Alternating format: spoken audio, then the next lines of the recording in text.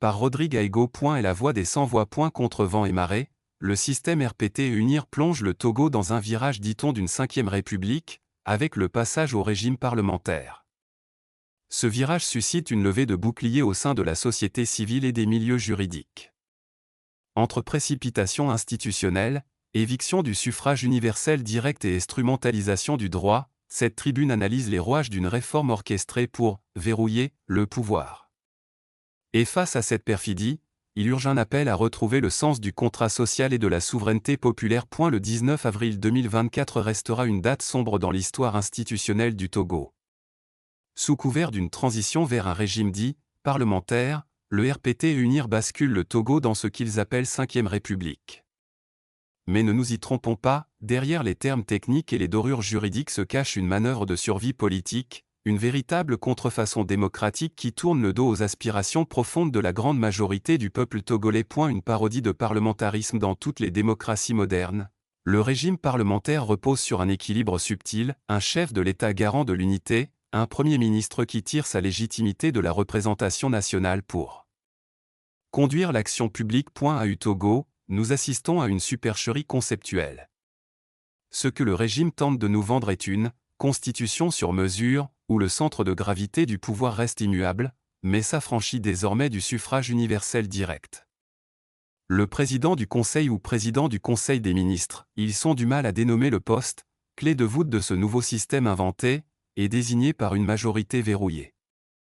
C'est la consécration d'un pouvoir personnel qui se régénère en circuit fermé, excluant le citoyen du choix de son dirigeant suprême. Le peuple, grand absent du contrat social. Il convient de rappeler à tous les pseudo-juristes qui se chargent du service après-vente, qu'une constitution n'est pas un simple document technique, c'est le pacte sacré qui lie une nation. En imposant ce texte sans passer par le référendum, le pouvoir a commis un péché originel.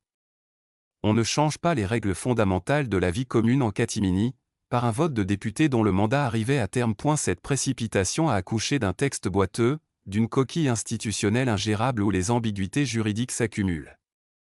De l'exécutif bicéphale incohérent à l'absence de réel contre-pouvoir, tout indique que ce texte n'a pas été conçu pour servir l'intérêt général, mais pour offrir un nouveau manteau légal à une domination ancienne. Et la trahison des clercs face à cette dérive, le silence, ou pire, le soutien, de certains juristes interpelle.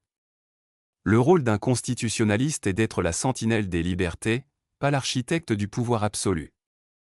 En offrant un vernis académique à ce qui n'est qu'une manipulation politique, ces experts trahissent leur mission.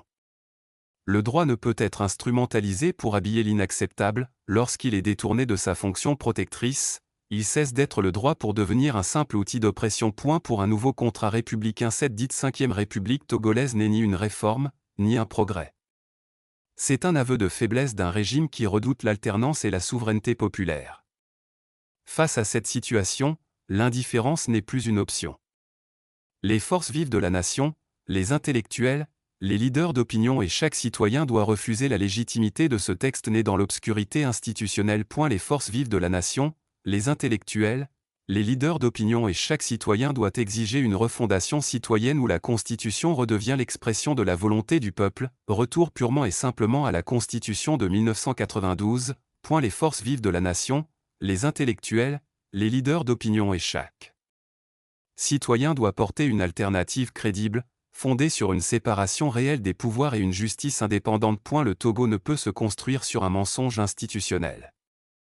Le pays n'a pas besoin d'une énième acrobatie juridique, mais d'un véritable contrat républicain. Ce contrat, nous devons le bâtir ensemble, car aucune république ne peut durer si elle s'édifie contre son propre peuple.